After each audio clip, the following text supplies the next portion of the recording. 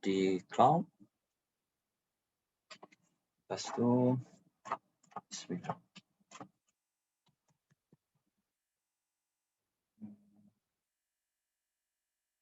Mana nota saya? Okey, kita dah 10.30. So kita akan mulakan. Minta semua suara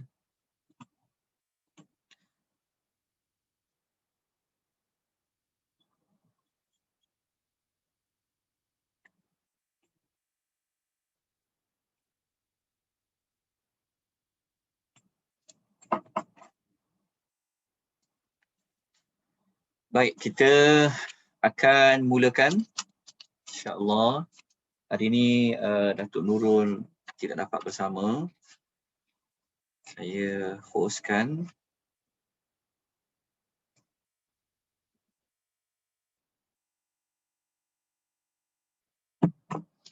Okey, kita akan mulakan. Tuan-tuan dan puan-puan yang Allah rahmati, lagi Allah kasih sekalian. Assalamualaikum warahmatullahi wabarakatuh. Innal hamdalillahilladzi nahmaduhu wa nasta'inuhu wa nastaghfiruh wa na'udzu billahi min shururi anfusina wa min sayyiati a'malina.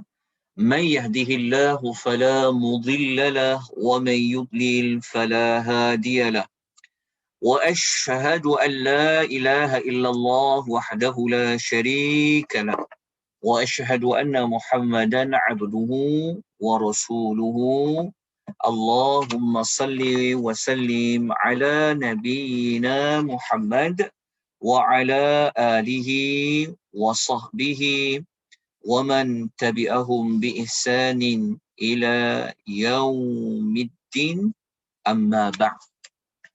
Tuan-tuan, puan-puan, muslimin dan muslimat rahimani wa rahimakumullah. Kita bersyukur kepada Allah pada pagi yang berbahagia ini, salah satu hari yang diberkati oleh Allah Subhanahu wa taala.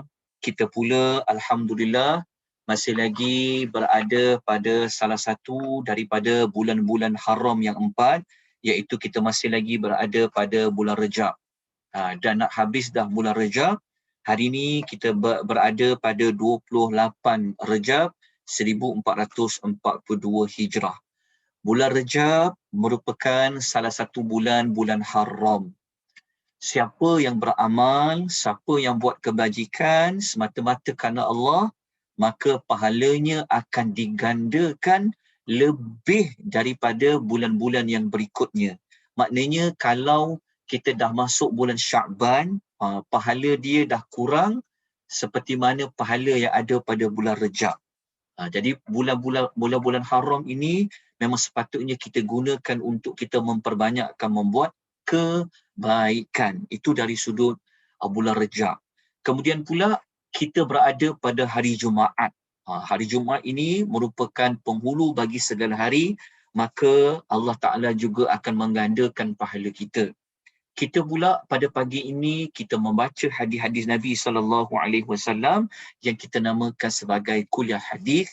Kita akan baca hadis-hadis Nabi berkaitan perkara-perkara akidah, perkara-perkara ibadah dalam hidup kita. Tuan-tuan dan puan-puan, nota saya tidak edarkan untuk kelas pada minggu ini kerana kita akan menggunakan nota yang telah diedarkan pada minggu lepas. Untuk sesi pembelajaran pada minggu lepas, kita masih lagi berada pada tajuk fasal yang ke-77. Masih ingat lagi fasal ke-77, iaitu fasal ataupun bab berkaitan kita disunahkan untuk marah jika syariat agama ini telah direndahkan. Jika kita nak membela agama Allah demi menjaga kesucian agama Islam, maka kita dituntut untuk marah. Marah ini tidak mengeluarkan seseorang itu daripada sabar jika dilakukan mengikut kehendak Allah dan Rasul. Untuk fasal marah kerana Allah ini, hadis yang dikumpulkan, yang telah dinyatakan oleh Al-Imam An-Nawawi dalam Riyadhus Salihin ada 4. Alhamdulillah pada minggu lepas kita dah baca 3 hadis. Bermakna tinggal lagi 1 saja hadis.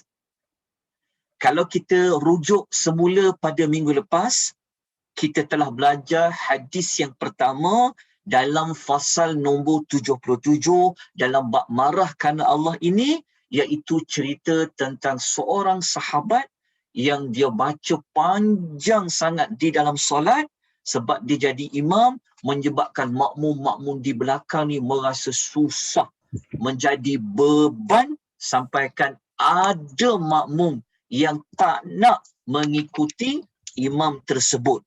Maka perkara ini telah menyebabkan perpecahan. Maka Rasulullah sallallahu alaihi wasallam telah memberi nasihat dalam keadaan Rasulullah berlaku perubahan kepada wajahnya. Maksudnya Rasulullah marah kalau imam solatnya macam tu. Nanti akan menampakkan bahawa Islam ni susah, lepas tu menyusahkan manusia-manusia yang lain, sedangkan agama ni agama rahmat. Itu hadis pertama yang telah kita ulas pada minggu lepas. Kemudian pada hadis yang kedua, kita telah ulas pada minggu lepas cerita tentang suatu hari Rasulullah sallallahu alaihi wasallam balik daripada peperangan Tabuk. Aisyah dia tahu suami dia nak balik, maka dia hiaskan rumah dia, yang mana dia letak dalam rumahnya ada satu tirai, yang dekat tirai itu ada gambar makhluk yang bernyawa.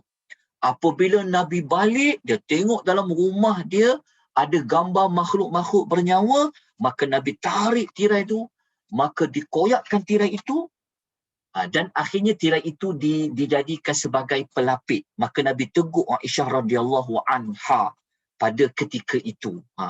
Jadi untuk bab kedua ni sebenarnya saya dah sebut pada minggu lepas, yang sepatutnya pagi ni kita nak bentangkan tajuk tentang hadis-hadis yang cerita tentang dalam rumah kalau ada gambar-gambar yang bernyawa boleh tak gantung dan sebagainya. Saya dalam proses nak menyiapkan lagi, ada 30% belum siap lagi, jadi saya tak dapat nak bentangkan pada pagi ni, tapi insya-Allah nanti kita akan bentangkan. Jadi biar kita bentang tu dalam keadaan kita sempurna maklumat tersebut, kerana ia berkaitan dengan hukum boleh ke tak boleh. Dia boleh dan tak boleh ni dia adalah hukum. Maka hukum ini tidak boleh dibuat secara kelang-kabut. Tak boleh diberi maklumat secara sembrono sebab bahaya.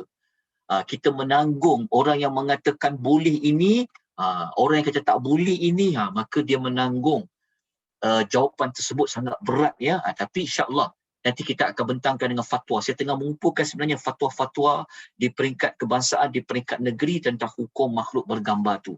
Tetapi secara umum tak payahlah digantung, letak saja di dalam frame. Tapi maklumat tu insya-Allah kita akan ulas pada kelas yang berikutnya. Bagi saya sedikit waktu lagi untuk saya menyiapkan bahan tersebut. Kemudian yang ketiga, kita telah ulas pada minggu lepas cerita tentang orang-orang Arab Quraisy. Ada kisah seorang perempuan yang dia telah mencuri. Dalam hukum Islam di zaman Rasulullah, mencuri ini kena dipotong tangan. Kan? Tetapi ada kisah seorang perempuan yang mencuri, maka ada orang mencari jalan untuk lepaskan perempuan tersebut daripada hukuman potong tangan. Maka mereka telah menghantar Usamah bin Zaid. Saya telah ulas pada minggu lepas, tidaklah terlalu panjang lebar tentang Usamah bin Zaid ini. Dia adalah cucu kesayangan Rasulullah sallallahu alaihi wasallam, selain daripada Umamah, selain daripada Hasan, selain daripada Husain. Tetapi cucu ke tak cucu ke, orang yang sayang Nabi sayang ke, Nabi tak sayang ke, dalam bab Islam, dalam bab hukum Allah, kena adil, kena tidak boleh bias. Itu yang Rasulullah marah tu. Marah kenapa? Kerana ada usaha untuk melepaskan perempuan yang bersalah. Sehingga cari orang tengah pula nak deal. Maka Nabi marah sehingga Nabi mengatakan, sekalipun anak aku sendiri Fatimah itu mencuri, aku potong tangan dia, kata Nabi sallallahu alaihi wasallam. Hadis ketiga. Dan hadis keempat pada pagi ini yang kita akan baca dan kita akan tamatkan bab nombor 77. Habis hadis keempat ni, insya-Allah ada satu bab yang lain. Nota tu ada, tapi saya belum buat hebahan lagi. InsyaAllah lepas habis kelas ni saya buat hebahan dia. Agak maaf kerana saya ada banyak urusan belajar yang agak banyak. Okay, saya tak mampu nak buat semua benda kerja seorang diri, kelemahan diri saya. Ya, saya nak bagi tahu ni bukan untuk merungut, tak boleh. Kita tak boleh nak merungut, kita tak boleh mengeluh.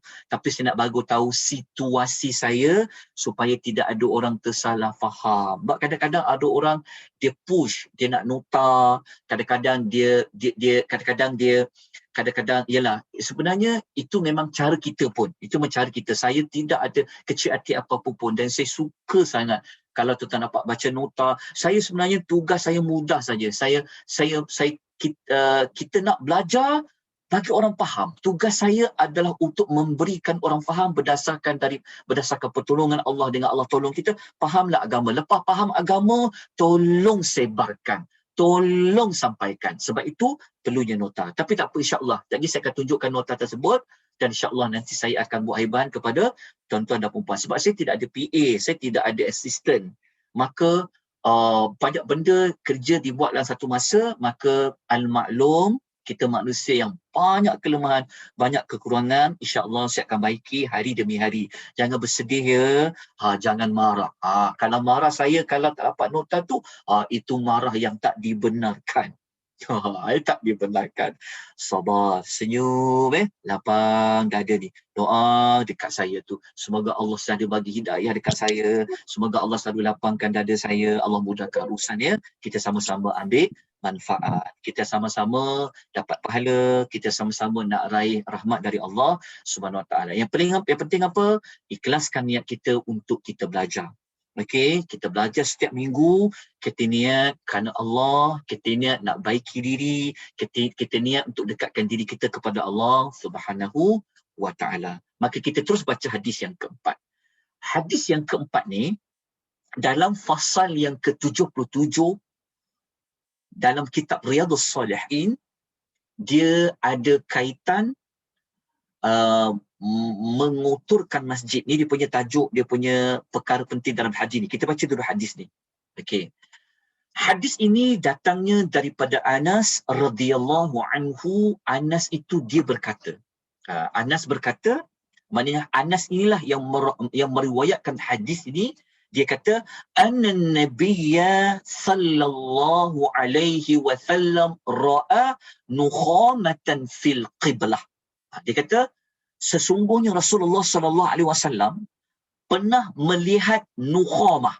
Nukhamah ni dia para ulama hadis mereka interpret nukhamah ni, maksudnya mereka kata nukhamah ni maksudnya apa saja yang keluar daripada sama ada dia keluar daripada mulut, keluar daripada hidung. Kan macam nukhamah kalau kat hidung apa? Macam hingus, keluar pada mulut seperti yang mana? Seperti kahak. Maka Rasulullah sallallahu alaihi wasallam satu hari dia tengok ada satu nukhamah. Maka di sini ada yang menterjemahkan dia adalah Rasulullah melihat ada orang meludah. Rasulullah melihat kahak yang ada dekat dinding masjid yang mana nukhamah itu betul-betul berada di kiblat nak sembahyang. Maksudnya kalau kita menghadap kiblat, maka dekat dinding yang menghadap kiblat itulah, kawasan itulah adanya kotoran kahak itu. Maka apabila Nabi tengok tu, fashaqqa dzalika alaihi hatta ruriya fi wajhihi. Maka apabila Nabi sallallahu alaihi wasallam nampak kahak tu, Nabi jadi macam kata Anas, Nabi macam tak selesa sehingga nampak berubah muka Nabi. Maknanya Nabi tak suka dan Nabi jadi marah. Berubah muka Nabi SAW. Kemudian apa yang Nabi buat?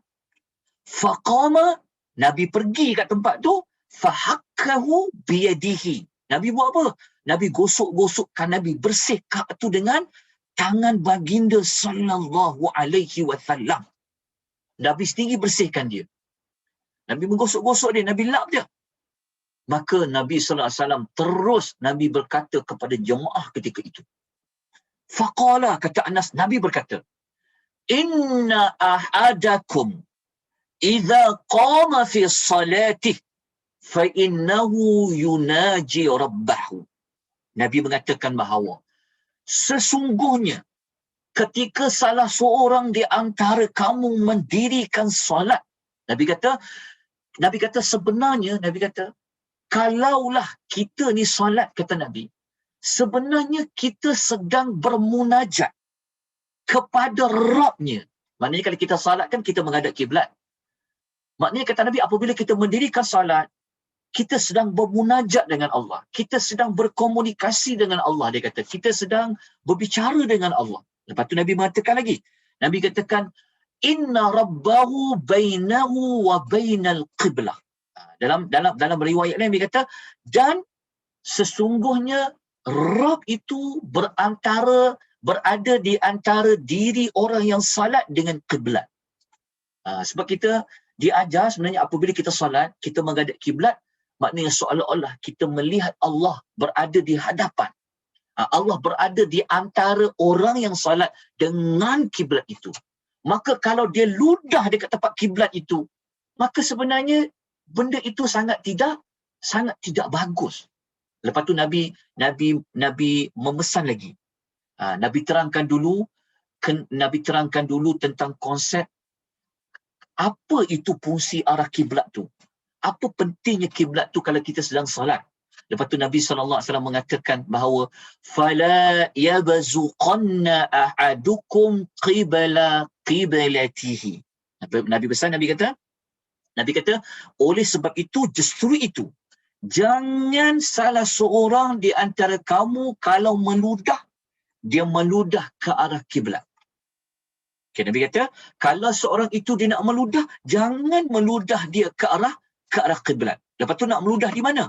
Nabi mengatakan, walakin an yasarihi au tahta qadamaihi.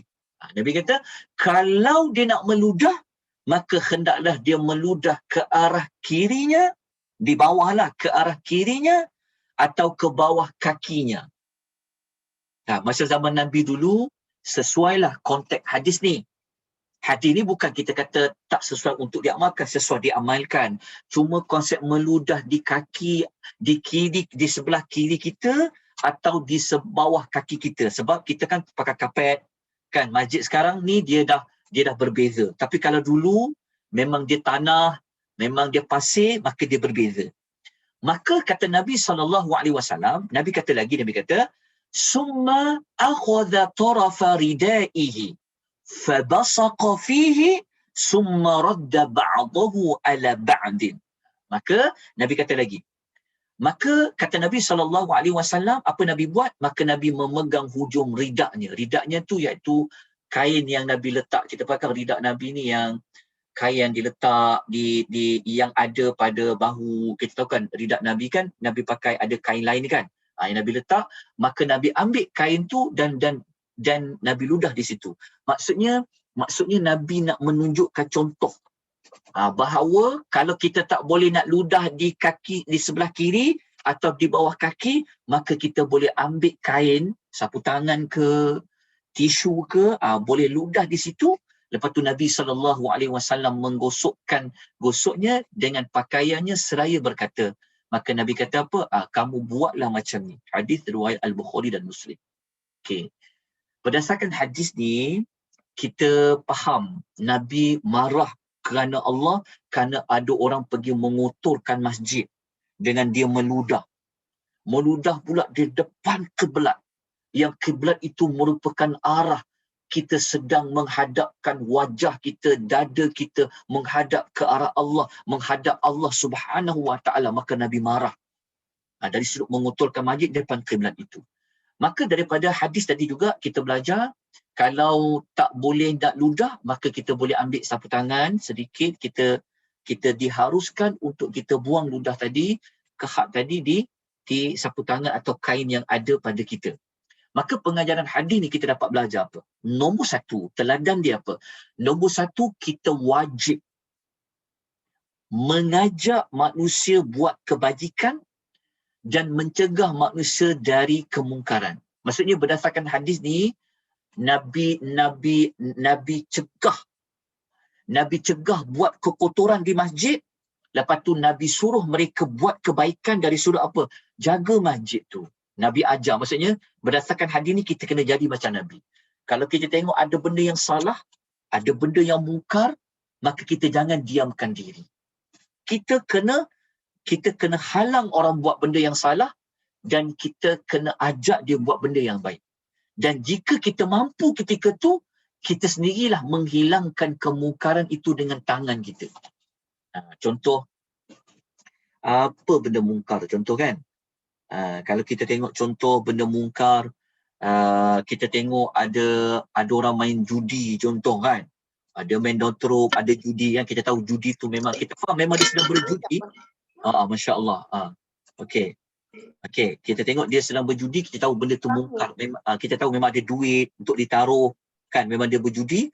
Jadi kita kena tegur lah. Tak boleh ni berjudi ni innal khamru wal maisir. Semua judi ni adalah najis ni, haram ni. Kalau kita mampu, kita ada kekuasaan, kita ada kekuatan, kita ambil daun teruk tadi ke, kita ambil bahan judi tadi, kita ambil untuk kita cegah. Macam Nabi tadi, Nabi buat apa? Kalau macam Nabi SAW, Nabi buat apa? Nabi gosok-gosokkan, Nabi hilangkan yang air ludah tadi dengan tangannya. Tengok Rasulullah SAW sendiri, dia buat macam tu. Yang kedua, kita belajar dekat sini, tidak boleh kita mencemar kemuliaan masjid dengan melakukan kekotoran. Ini tak boleh.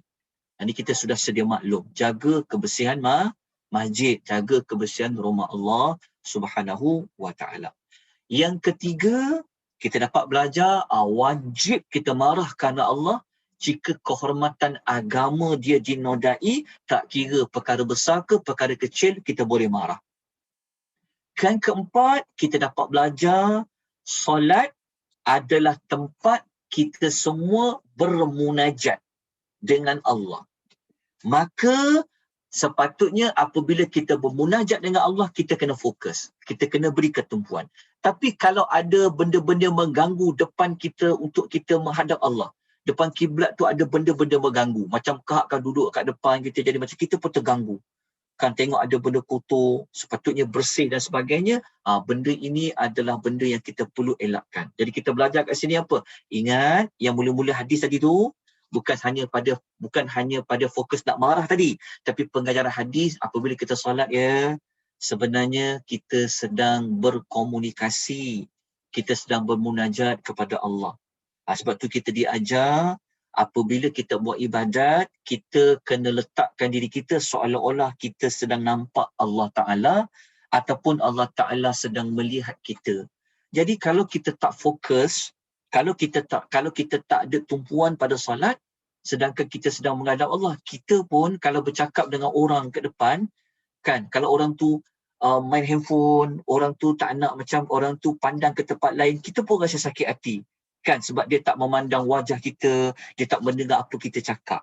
Bayangkan, kalau kita pula sedang solat, bermunajat dengan Allah, tapi kita tidak memberikan tumpuan.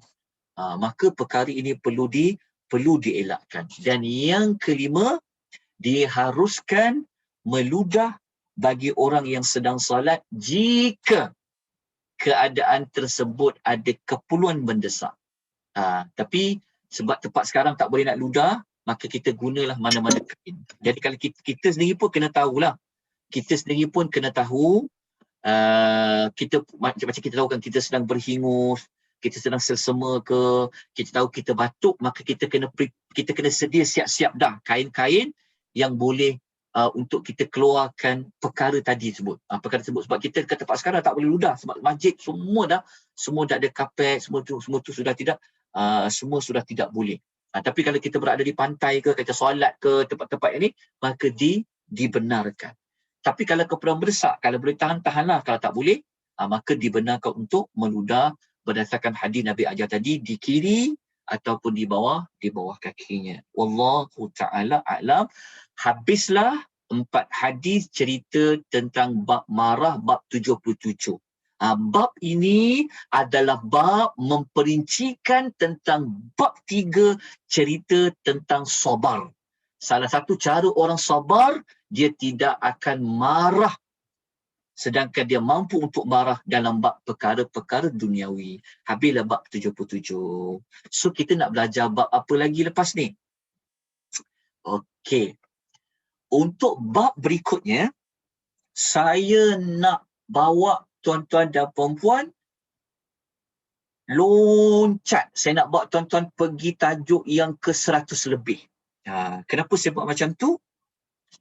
Saya nak tunjukkan pada tuan-tuan dan puan-puan bahawa betapa perlunya kena ada satu koleksi kitab Riyadhus Shalihin di rumah. Sebab apa? Sebab ada banyak bab, ada banyak perkara yang kita boleh rujuk dalam kitab Riyadhus Shalihin tersebut. Dalam masa yang sama, saya nak menunjukkan kepada tuan-tuan dan puan-puan bahawa dalam Riyadhus Shalihin ini bukanlah hanya sekadar kejap saya nak kongsi tuan-tuan tajuk ni. Kejap saya tunjuk tuan-tuan dan puan-puan. Ni tajuk dia. Nampak tak tajuk dia? Kelebihan berwuduk. Dia begini. Bab ni nombor berapa? Bab ni bab yang ke-185. Nanti saya akan sebutkan dekat buku yang ada dekat mana. Kan? Kenapa? Kenapa saya nak buat tentang tajuk ni? Sebenarnya macam ni. Begini. Dia tuan-tuan dan perempuan ya. Dalam kitab Riyadhus Shalihin ini, kalau kita baca bab yang awal-awal, macam kita belajar bab pasal ikhlas, bab pasal taubat, bab pasal sabar kan? Bab yang awal-awal tu, bab yang macam bab yang sampai ke 30, bab yang awal-awal ni, semua adalah bab-bab yang dia berkaitan dengan akhlak. Dia berkaitan tentang akhlak kita dengan Allah. Akhlak kita juga dengan manusia. Dia dalam bab dia membentuk hati. Dia dalam bab dia dalam mengukuhkan jiwa. Itu adalah bab dia awal-awal dalam Riyadhus Shalihin. Tapi kalau kita pergi kepada bab yang naik ke atas sikit, kita akan jumpa bab yang cerita dalam bab ibadah pula. Dalam bab ibadah ni maksudnya dalam bab yang kita buat amal, dia ibadat yang khas. Ibadat yang khas. Kalau macam sabar, dia ibadat juga. Sabar tu ibadat juga. Tapi dia lebih kepada apa? Lebih kepada ibadat-ibadat, lebih kepada perkara yang umum. Dia membentuk akhlak kita, membentuk peribadi kita. Nanti kita akan cerita pasal takut lah, cerita pasal harap lah. Itu semua bab-bab membentuk akhlak, karakter diri kita. Tapi kalau kita baca di Riyadhus Shalihin, ada bab cerita tentang ibadat-ibadat yang secara khas, secara spesifik. Antaranya bab apa yang kita nak belajar pada pagi ini, tajuk dia simple, ringan tajuknya, tapi kelebihan dia besar. Apa dia? Kelebihan berwuduk. Kelebihan berwuduk. Saya bawa tajuk ni supaya tuan-tuan akan sedikit sebanyak, tuan-tuan akan mendapati bahawa memang patut kena ada kitab Riyadhus Shalihin. Memang. Sebab apa? Sebab Riyadhus Shalihin, siapa yang khatam, dia akan menghabiskan 372 bab. 372 bab. Bab yang kita belajar tadi, bab nombor 77. Bab yang kita belajar 2 minggu lepas, 3 minggu lepas tu, itu adalah bab yang ketiga. Bayangkan. Setakat ini, kelas yang dianjurkan ini, asalnya kelas yang tidak secara online, sebenarnya dah habis lebih kurang dalam 6 bab dah sebenarnya. Tapi sebab kita belajar melalui online, tuan-tuan rasa macam baru belajar bab cerita tentang sabar. Sebenarnya dah ada 6 hingga 7 bab. Sebab tu saya kata, belajarlah. Kena. Kalau nak belajar hadis, Kanak belajar hadis-hadis yang boleh jadi panduan membentuk jiwa, membentuk minda, bentuk ibadat, kan?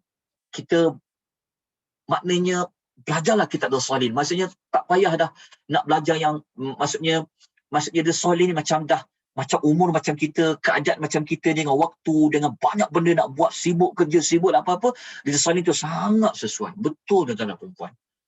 Ni di antara perkara yang kita kena ambil peduli dalam hidup kita. Jadi apa kata pagi ni? Kita belajar bab berwuduk. Bab wuduk, kelebihan berwuduk. Okey, bab ini kalau dalam Riyadhus Salihin, dia adalah bab yang ke-185. Bab ke-185 ataupun fasal ke-185. Siapa yang ada buku yang gambar, buku dekat poster kuliah hadis tu, Riyadhus Salihin yang buku berwarna purple tu, tuan-tuan boleh rujuk pada muka surat 473. Siapa yang ada buku, dia boleh buka fasal keutamaan berwuduk, muka surat 473. Okey, dah buka? Okey, kalau tak ada pun, siapa yang tak ada versi yang sama macam buku yang ada dekat poster yang warna purple tu, tuan-tuan boleh buka kitab Riyadhus Salihin mana-mana pun, tapi tuan-tuan buka bab nombor 185. Tajuk dia pasal kelebihan berwuduk. Mari kita tengok. Tuan-tuan belajar, tuan-tuan rasa saya nak tunjuk pada tuan-tuan bahawa memang perlu belajar Riyadhus Salihin. Perlu sangat. Bacalah hadis-hadis Nabi. Kan? Satu buku, ya Allah, tapi dalam buku tu mengandungi besar dia punya manfaat. Sebab tu Al-Imam An-Nawawi dia kata Riyadhus As-Salihin. Dia kata taman-taman orang-orang yang soleh. Jadi saya kempen pada tuan-tuan, ada buku, cari guru, belajarlah. Okey, sekurang-kurangnya setiap rumah adalah kitab Riyadhus As-Salihin. Baik, kita belajar bab wuduk pada pagi ni. Bab 185. Kita bukan nak belajar cara mengambil wuduk, tidak. Tapi kita nak belajar di sebalik adanya syariat berwuduk itu, Allah nak bagi apa dekat kita? Nak bagi apa dekat kita? Maka nak tahu, maka kita kena bacalah hadis-hadis Nabi sallallahu alaihi wasallam yang cerita tentang apa yang kita dapat daripada berwuduk. Dia tuan-tuan duduk-duduk saja tiba-tiba batal wuduk, kan? Tiba-tiba terkentut, contohnya cepat-cepat pergi ambil wuduk. Kalau kita tak uzur syar'i, ambil wuduk. Dapat pahala, dapat kelebihan dia apa? Ni yang kita nak bincang. Sebab tu kadang-kadang jalan nak buat kebaikan ni bukan nak mesti kena solat. Tidak, tapi daripada berwuduk itu ada kelebihan dia. Mari kita baca kelebihan dia. Okey. Kelebihan berwuduk ni perkara agama. Ingat ya, kalau belajar sesuatu ilmu agama, belajar maklumat tentang pahala, tentang perkara mendekatkan diri pada Allah dalam beribadat, kena ada dalil dia. Kalau kita tak ada dalil, nanti banyak sangat maklumat dapat. Ustaz ni kata, ustaz ni kata, ustaz tu kata, penceramah ni kata, penceramah TV ni kata, penceramah YouTube ni kata, penceramah dalam radio ni kata, macam-macam dia orang kata. Buat ni dapat ni, buat ni dapat ni, betul tak? Kadang-kadang kita pening nak jawab soalan. Betul tak? Betul tak? Sebab apa? Sebab yang dia kata itu, di manakah dalilnya? Di manakah sandarannya? Maka tak boleh. Dalam agama tak boleh memandai-mandai untuk mengatakan buat amal ini dapat pahala ini. Buat amalan ini begini-begini kalau tidak pernah ditunjukkan oleh Rasulullah sallallahu alaihi wasallam. Jadi hari ini kita belajar tentang kelebihan berwuduk. Okey, siapa yang ada buku, tuan-tuan akan jumpa di dalam bab nombor 185 ni, cerita tentang berwuduk ini, kelebihan berwuduk ini, hadis semua sekali ada 9. Hadis semua sekali di dalam buku ini dia ada 9 hadis. Kena faham. Sebab kita belajar kuliah hadis. Okay, kita ikut kelas belajar hadis. Belajar hadis. Dia dalam hidup kita ni Quran hadis, Quran hadis, Quran hadis. Apa sebab ilmu ni dia sebenarnya adalah ilmu dari Quran, ilmu dari hadis Nabi SAW. Itu yang kita kata, kembalilah kepada Quran, kembalilah kepada hadis Nabi. Tapi nak faham ayat Quran, kena rujuk ulama. Nak faham hadis, kena rujuk ulama.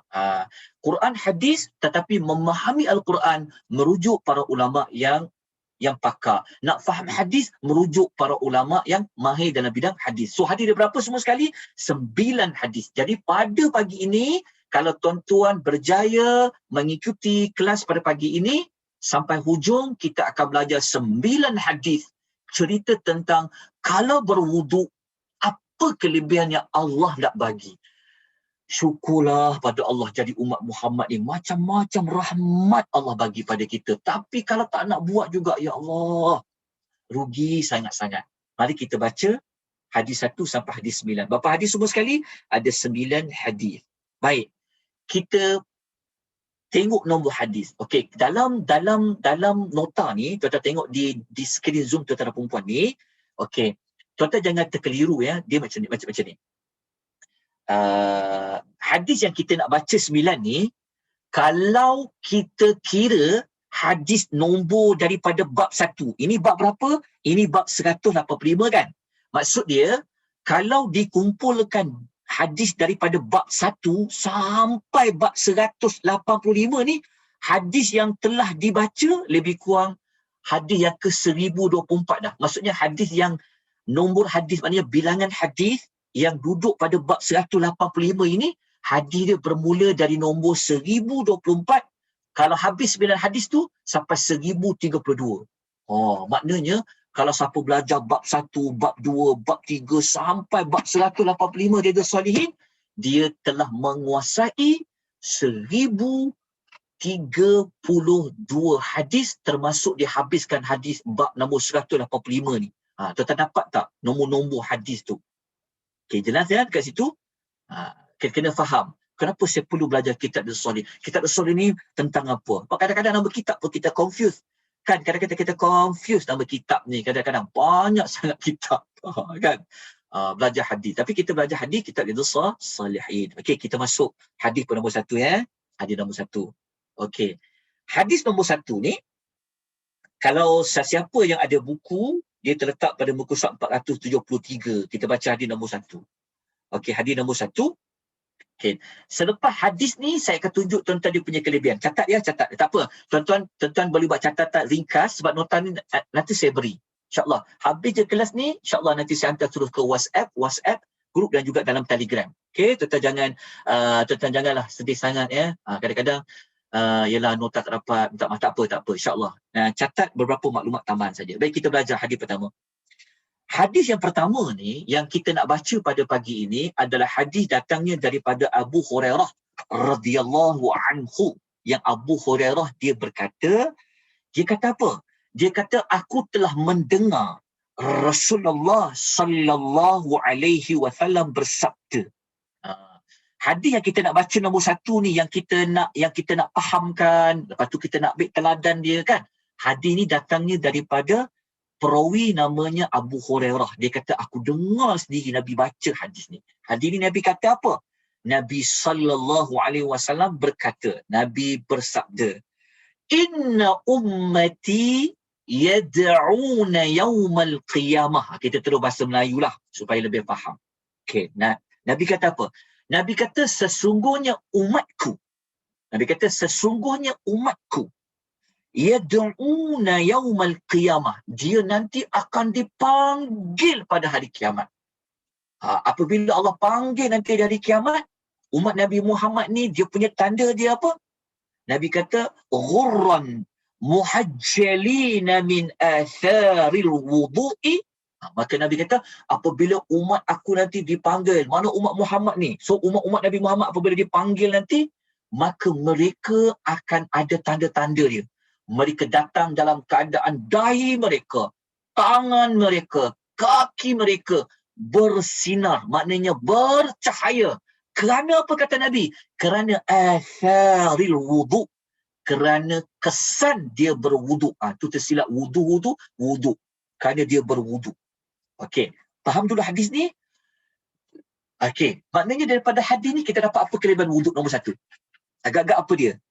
Kelebihan berwuduk yang pertama, tubuh badan kita yang anggota wuduk itu, dia akan mengeluarkan cahaya. Kenapa penting cahaya tu? Kejap lagi kita akan ulas lagi. Kita baru satu hadis pertama. Mana kelebihan dia akan mengeluarkan cahaya. Nanti di hari akhirat, umat Muhammad, dia akan ada tanda macam tu. Okey. Lepas tu Nabi ni Nabi punya nak kempen supaya banyakkan cahaya yang ada pada anggota wuduk tu. Nabi kata apa? Famanistata'a minkum. Nabi kata justru itu. Maka kata Nabi, sesiapa yang mampu untuk memanjangkan cahaya apa? Cahaya dahinya, cahaya anggota wuduk dia tadi. Maka Nabi kata apa? Nabi kata falyaf'al, maka hendaklah dia lakukan. Hadis ni tak dinafikan lagi akan kesahihannya, adalah muttafaqun alaih, riwayat Bukhari dan Muslim. Maksud dia daripada hadis pertama ni apa kita dapat tentang perempuan? Apa pengajaran kita boleh dapat? Kita belajar dekat sini. Hadis yang pertama ini adalah hadis mengatakan kalau kita berwuduk, muka kita akan keluar cahaya, tangan kita akan keluar cahaya, kepala kita akan keluarkan cahaya, kaki kita akan keluarkan cahaya. Jadi kata Nabi, siapa cahaya nak lebih banyak, maka lebihkanlah tempat dia ambil wuduk tu. Maksudnya kalau tangan, wajibnya hanya sampai ke siku kan. Tangan kan Allah kata wa aydiyakum ilal marafiq. Okey. Pertama, tuan-tuan jangan lupa untuk merujuk surah Al-Maidah ayat 6. Surah Al-Maidah ayat 6 adalah ayat Quran yang bagi tahu yang wajib anggota wuduk tu apa dan mana limit dia. Jadi kalau baca surah Al-Maidah ayat 6, kita jumpa Allah kata aydiyakum ilal marafiq. Basuh kedua tangan kamu sampai ke siku. Jadi kalau kita basuh daripada jari tangan sampai ke siku, so cahaya daripada jari tangan sampai siku je lah. Tapi kata Nabi, kalau dia boleh lagi, lebihkanlah, panjangkanlah lagi. Maksudnya kalau dia boleh lebih siku, buatlah sampai ke mana? Sampai ke bahu. Kalau dia boleh buat. Sebab tu siapa yang rumah dia ada kolam mandi, kolam air cukup air dia, terjun je dalam tu. Untuk niat mengambil wuduk. Kan, bersihkan. Senang. Okey, hari ni kita faham, jelas. Tapi kelebihan dia apa? Apa kelebihan dia? Sebab tajuk dia kelebihan berwuduk. Keutamaan berwuduk. Mengeluarkan cahaya. Itu kelebihan dia. Okey. Daripada hadis ni, ingat, seperti biasa kita belajar, mesti kena bincang pasal apa? Mesti kena bincang teladan dia apa? Pengajaran dia apa? Okey. Hadis pertama ni, pengajaran dia apa? Nombor satu, kita dapat belajar. Dalam hadis tadi, Nabi sebut ghurrah kan? Ghurrah, dia merujuk kepada dahi yang bercahaya. Tahjil adalah warna putih di kaki. Maksudnya anggota badan kita itu dia bercahaya. Perkara macam ni, kata para ulama hadis, bukan adakah tu, adalah. Nanti saya baca sikit beberapa teknikal sebelum Edah nota pada tuan-puan. Adalah khusus untuk umat Islam dan Allah muliakan dengan ini. Maksud dia, orang Islam dia berwuduk. Maka itu khusus untuk orang-orang Islam, khususnya umat Nabi sallallahu alaihi wasallam. Jadi waktu Allah Taala panggil nanti di akhirat umat Nabi ni, panggil dia, nanti akan dapat dikenali dengan muka mereka bercahaya, dahi itu sebab ialah sebab duduk di kawasan muka, tangan mereka bercahaya, kaki mereka bercahaya. Okey. Pengajaran yang dapat kita belajar nombor 2, Allah Taala jadikan Rasulullah sallallahu alaihi wasallam itu tanda yang dapat baginda kenal umatnya. Maksudnya daripada hadis tadi tu, kita janganlah risau. Kalau Nabi nak kenal kita, Nabi dapat tanda dia kenal kita. Inilah kelebihan yang Allah bagi pada Nabi Muhammad. Dia boleh kenal umat dia dengan tanda kesan dia berwuduk tadi tu. Ayat itu. Tuan-tuan tahu di manakah tempat yang kita akan cari Rasulullah sallallahu alaihi wasallam di hari akhirat? Tuan-tuan nak jumpa tak Rasulullah sallallahu alaihi wasallam? Antara tempat yang kita hendak jumpa Rasulullah sallallahu alaihi wasallam di akhirat di mana tahu? Adalah ketika mana kita berada di bawah terik matahari, panas di hari akhirat, kita haus, maka kita nak minum. Maka Rasulullah, dia mempunyai satu telaga Al-Kautsar. Telaga Al-Kautsar tu, siapa yang ikut kelas belajar hari Isnin, alam akhirat, dia tahulah jawapan dia, yang mana telaga Al-Kautsar itu, dia air dia adalah dari sungai Al-Kautsar di dalam syurga. Dekat telaga tu, air dekat sungai air sungai Kautsar dalam syurga tu, dia mengalir melalui dua corong. Dekat telaga Al-Kautsar. Telaga Al-Kautsar dia dekat Padang Mahsyar. Jadi air dia tu melalui satu corong daripada emas, satu corong daripada perak, yang dia disambung sampai daripada sungai Al-Kautsar dalam syurga. Siapa dapat minum, dia tak akan haus selama-lamanya. Maka Nabi sendiri akan jaga. Kejap lagi kita akan belajar lagi tentang Nabi, macam mana dia nak kenal umat dia. Dia tunggu umat dia. Jadi itulah tempatnya. Jadi apabila tanda ni ada, maka Nabi kenal lah umat dia. Oh, ini umat Nabi Muhammad SAW. Okey, kita pergi kepada maklumat yang berikutnya. Yang ketiga, di sini kita dapat belajar apa? Tak wajib pun nak ambil air wuduk lebih daripada siku. Kalau kaki lebih daripada buku lali. Tapi sunat untuk kita lebihkan. Janganlah kedekut sangat. Janganlah macam malas sangat. Rugilah. Sebab lagi tinggi dia ambil. Kalau dia ambil lebih sikit daripada siku, maka cahayanya lebih panjang, lebih banyak. Kalau kakinya basuh ambil wuduk sampai ke buku lali wajib. Tapi kalau dia boleh basuh sampai ke betis, kan sampai ke lutut, lagi baik. Perkara ini disuruh oleh Rasulullah sallallahu alaihi wasallam. Baik, habis hadis pertama. Okey, hadis kedua, dia hadis sama macam hadis pertama tadi. Tapi kita bacalah. Kita baca hadis kedua ini.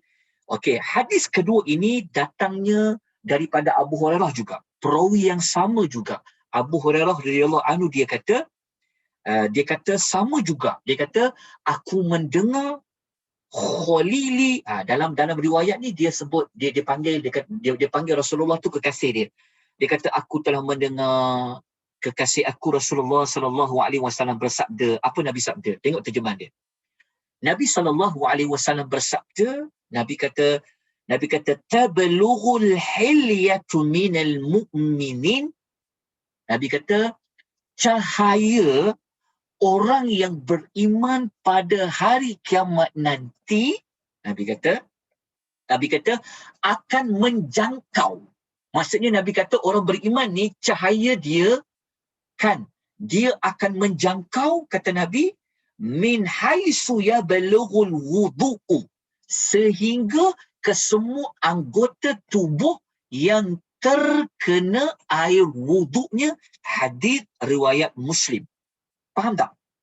Maksud dia Nabi kata, orang beriman ni cahaya yang akan nampak daripada anggota wuduk dia akan ikut sejauh mana anggota wuduk tu diambil air wuduk dia tadi tu. Tu maksud dia. Macam saya sebut tadi itulah. Maksudnya kalau kita basuh kedua tangan sampai ke buku lali, sampai kat situ saja, buku lali, sampai ke siku, kat situ saja cahayanya. Tapi kalau dia basuh sampai ke bahu, ke lengan,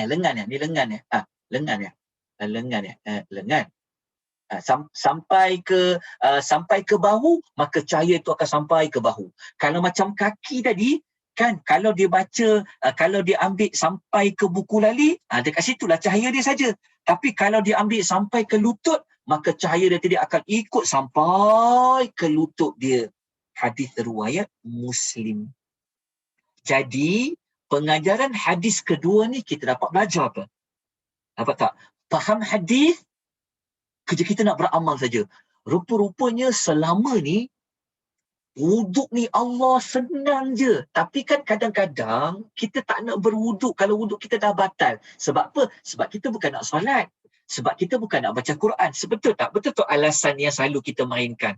Tetapi sayangnya lah. Kita boleh ambil wuduk batal, ambil. Tiru macam Bilal bin Rabah. Jadi kita akan ceritakan.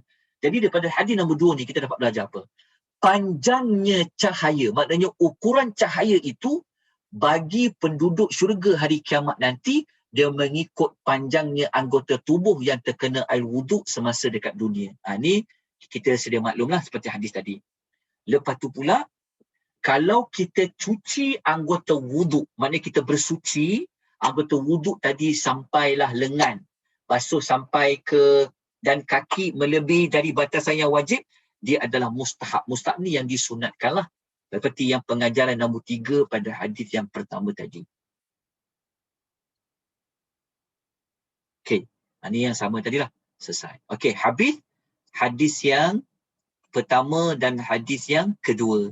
So apa dia punya pengajaran tentang perempuan? Nombor 1, pengajaran dia apa? Kelebihan dia apa? Kelebihan berwuduk tadi, dia mengeluarkan cahaya di hari akhirat. Itu kelebihan nombor 1. Kelebihan nombor 1 ni terletaknya pada hadis 1 dan hadis 2. Sekarang, jom kita pergi hadis yang ketiga pula. Daripada 9 hadis dalam bab 185 ni. Okey, hadis yang ketiga, kita baca hadisnya. Hadis yang ketiga, siapa dia ada buku, dia boleh rujuk muka surat 473 dan 474. Okey. Hadis yang ketiga ni, dia datangnya hadis ini daripada Uthman bin Affan radhiyallahu anhu. Kalau hadis pertama, kedua tadi yang meriwayatkan dia adalah Abu Hurairah.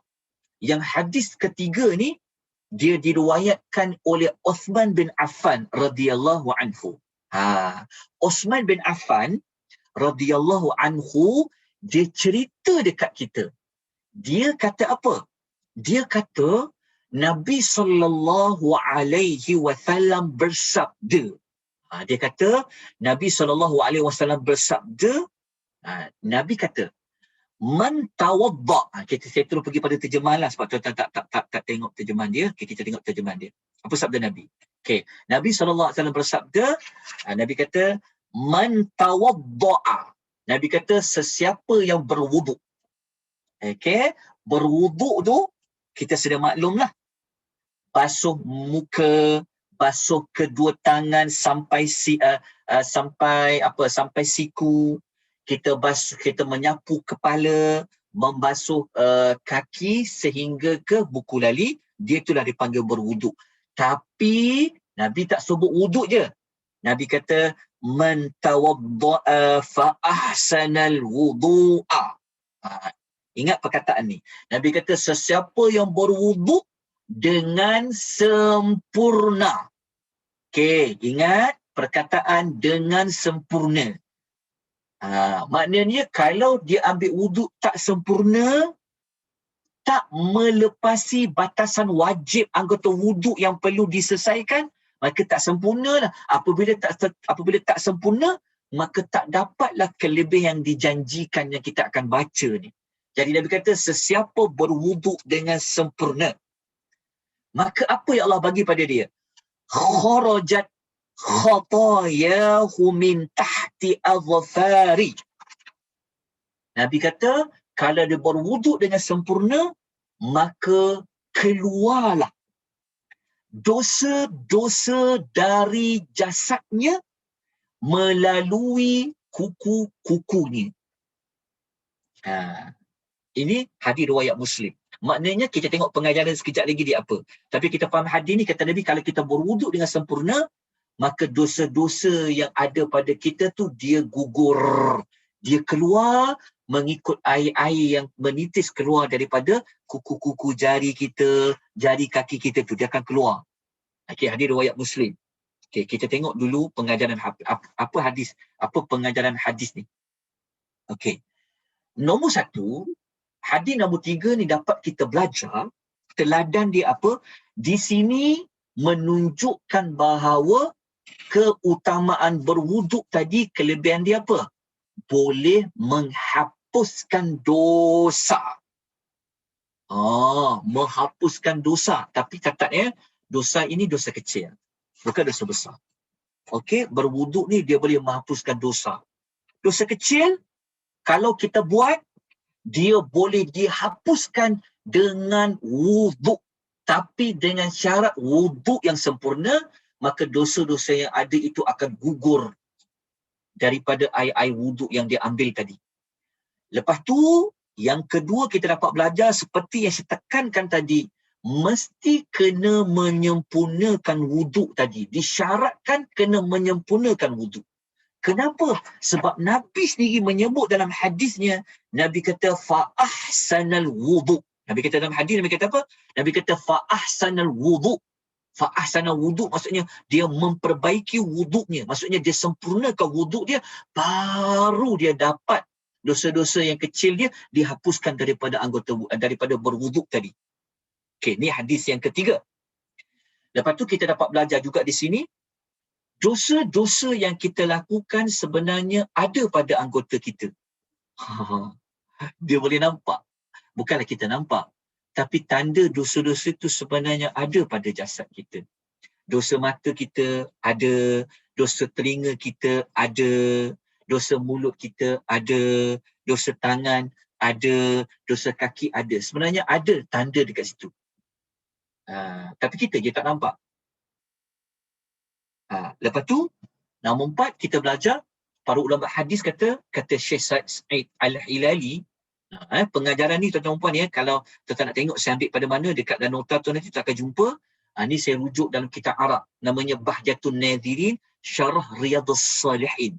Okey, kalau kita baca dekat sini, kita baca lagi apa pengajaran ni, dia kata Syekh Salim Al-Hilali, beliau mengatakan bahawa kesan-kesan wuduk tadi akan dinampakkan pada jasad sehingga ia mengeluarkan dosa dari dosa seseorang. Maksud dia yang kita belajar nombor 3 kan, dosa mata kita ada dekat, nampak dekat mata. Kita tak nampak lah, tapi ada tanda dia dekat mata tu. Jadi kesan air wuduk tadi tu, maka dosa yang ada dekat mata ni, sebab kita kan basuh muka, apabila kita basuh muka, ada dosa dekat mata. Nanti kita akan tengok Nabi terangkan dosa yang apa yang ada dekat muka tu. Tapi kita terangkan dulu awal-awal, contoh kalau kita buat dosa di mata, ada tanda dosa tu di mata, maka kesan air wuduk tadi tu, dia akan keluarkan tanda dosa di mata itu gugur. Kalau dosa dekat tangan, ada tanda sebenarnya. Tangan ni type apa, tangan ni fitnah orang apa, cerita pasal orang apa, benda-benda yang dosa tu. Kalau dia bukan dosa besar lah. Dosa besar tak boleh. Hanya dengan wuduk. Dosa besar, dia kena bertaubat pada Allah. Contoh, kita gunakan tangan ni untuk buat perkara-perkara yang lara. Contoh kan. Maka dihapuskan daripada wuduk. Okey, kita baca hadis nombor 4.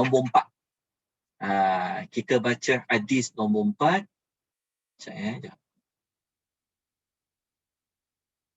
Ni hadis nombor 4. Okey, hadis nombor 4. Hadis nombor 4 ni sebenarnya dia sama macam hadis nombor 3 juga. Okey, maknanya hadis ketiga tadi apa kelebihan tuan-tuan? Nombor 2. Kelebihan kedua tadi apa? Kelebihannya adalah hasil daripada berwuduk itu menghapuskan dosa kecil yang dilakukan oleh seseorang pada anggota wuduk dia. Menghapuskan dosa-dosa kecil. Hadis yang keempat yang kita nak baca ni, dia memperincikan juga, mengukuhkan lagi maklumat dekat hadis nombor 3. Dekat hadis nombor 3 tadi, Osman cakap kan, Osman yang berkata Rasulullah SAW bersabda. Maka hadis ni sama juga, tapi kita baca jugalah. Hadis nombor 4 ni, kata Osman radhiyallahu anhu, dia kata suatu hari dia kata ra'aitu, aku telah melihat, maksudnya dia nampak dengan kedua biji mata dia nampak sendiri Rasulullah SAW yatawadda. Maka Osman dia kata aku telah melihat macam mana Rasulullah berwuduk. Sebab tu kalau nak belajar wuduk, belajarlah daripada Osman. Sebab apa? Sebab Osman dia belajar wuduk dari wuduknya Nabi. Cara Nabi berwuduk. Sebab dia tengok Nabi berwuduk. Dia kata aku telah melihat Rasulullah SAW berwuduk. Lepas tu dia tunjuklah macam ni Nabi wuduk. Misla wudu'i. Seperti mana aku berwuduk. Maknanya Osman ketika dia berwuduk, dia cakaplah, aku tengok aku berwuduk ni sama macam Nabi pernah berwuduk. Sebab apa? Sebab dia pernah tengok Nabi berwuduk macam tu. Lalu dia kata Dia kata, sesiapa yang berwuduk seperti wudukku ini, ghufira lahu ma taqaddama min dhanbih. Okey? Okey, dia kata sesiapa yang berwuduk seperti wudukku ini, maka akan diampunkan dosa-dosanya yang telah lalu. Daripada hadis ni dia memperincikan lagi yang Nabi kata fa'ahsanal wuduk tadi. Wuduk sempurna tu macam mana wuduk sempurna? Wuduk yang paling sempurna tentulah wuduknya seperti mana yang dilakukan oleh Rasulullah sallallahu alaihi wasallam. Sebab tu hadis nombor 4 ni Osman kata apa? Siapa yang berwuduk seperti wudukku ini, seperti mana yang Nabi sabdakan, Allah akan mengampuni dosa-dosanya yang telah lalu.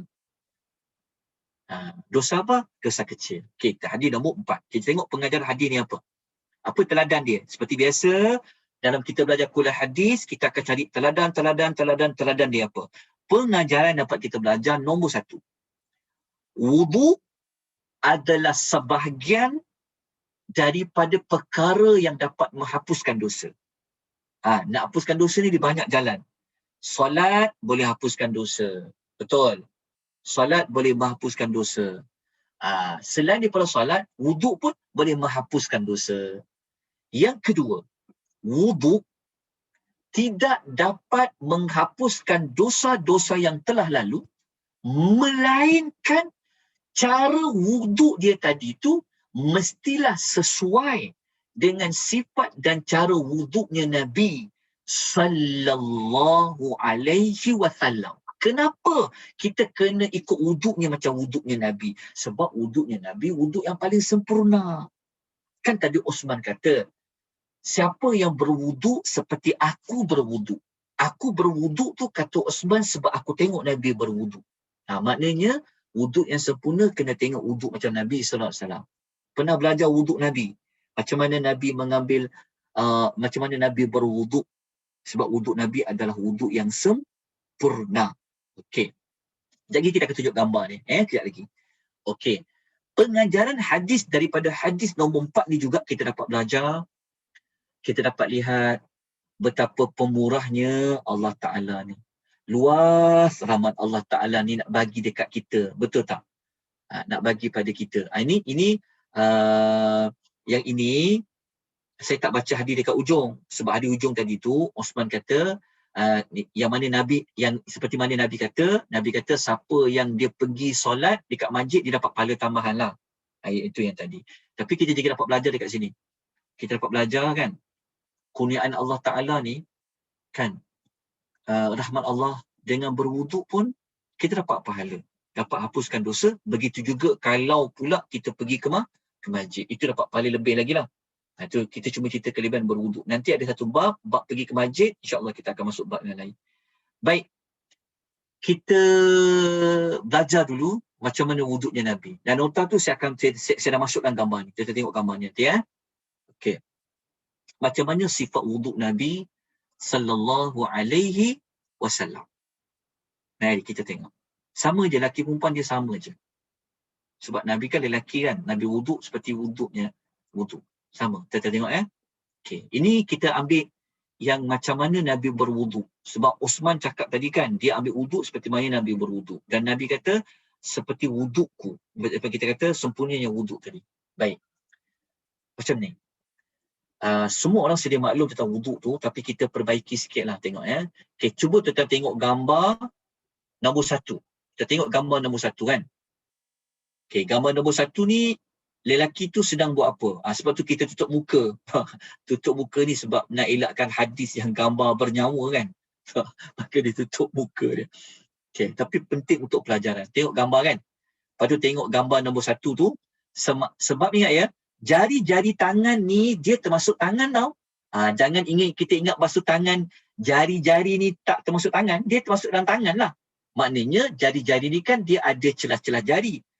Ni yang ramai kadang-kadang jari-jari dia, celah-celah jari dekat jari tangan, jari kaki dia tu air tak masuk. Jadi kalau air tak kena keseluruhan, macam mana nak kata wuduk sempurna? Tengok gambar nombor 1. Sebab tu ni dia panggil cara wuduk Nabi. Pertama kita ingat dalam hati lah. Kita ingat dalam hati untuk kita berwuduk kerana Allah Ta'ala lah. Ini hadis riwayat Bukhari Muslim. Lepas tu baca bismillah.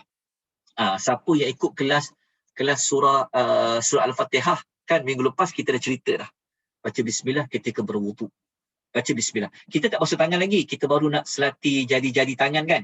Air sambil kita baca bismillah. Lepas tu cucilah kedua telapak tangan.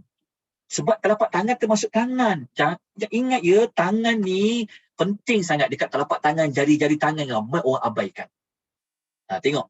Gambar nombor 1 tu dia buat apa? Dia cuci telapak tangan kan. Berapa kali? 3 kali. Nabi buat dalam hadis riwayat Bukhari Muslim. Sambil tu, cuba tengok. Lelaki tu dia buat apa dekat gambar nombor 1 tu? Dia menyela-nyela di antara jari jemari kedua tangan. Hadis riwayat Abu Daud. Semua ada hadis tu. Nak basuh tapak tangan, depan, belakang tangan, depan tangan tu dia buat 3 kali. Siapa buat? Nabi buat. Tengok Nabi buat. Tengok tak? Nampak tak? Cermat tak? Cuba tengok gambar 2 tu.